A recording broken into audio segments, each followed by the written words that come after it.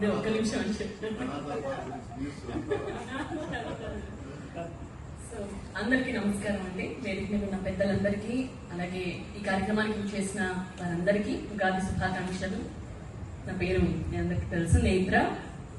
అమ్మా నాన్నలు చంద్ర, రామూర్తి, వాళ్ళ కృషితో ఈ వేదిక మీద ఈ రోజు నేను నిలబడ్డాను. అండ్ అలాగే మా హిందూపురం అండి, నేను సెటిల్ అయింది హైదరాబాద్.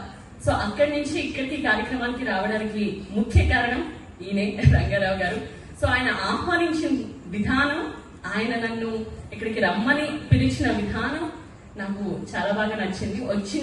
అంటే అక్కడ మొదలైనప్పటి నుంచి ఇక్కడి వరకు ఆయన తీసుకున్న కేర్ కానీ ఇవన్నీ కూడా ఓకే, నేనేం మిస్ అవ్వలేదు.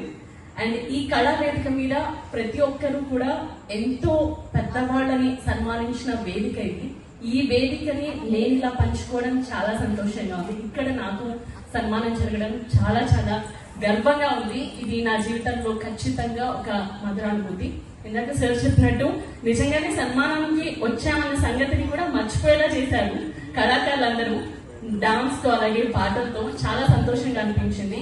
ఎప్పుడు వేరే ప్రోగ్రామ్స్ లో బయట అవార్డ్స్ తీసుకున్న సందర్భాన్ని గుర్తు చేసుకుంటే చాలా డిఫరెంట్ గా ఉంది. ఎందుకంటే దేవదేవుని సన్నిధిలో ఎంతో ఆధ్యాత్మిక భావనతో ఇక్కడ అందరూ చాలా చాలా పెద్దవాళ్ల మధ్య ఇలా సన్మానింపబడ్డం నిజంగా చాలా గర్వంగా ఉందండి. ఒకవేళ రాకపోతే నేను చాలా మిస్ అయిపోయేదాన్ని.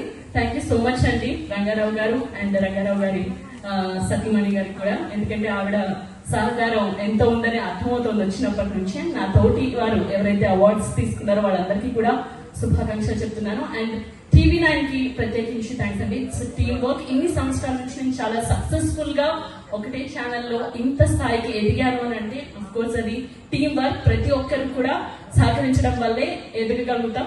అండ్ అలాగే మా బాస్ మేనేజింగ్ ఎడిటర్ రజనీకాంత్ గారికి ప్రత్యేకించి ధన్యవాదాలు తెలుపుకుంటున్నాను ఈ సందర్భంగా.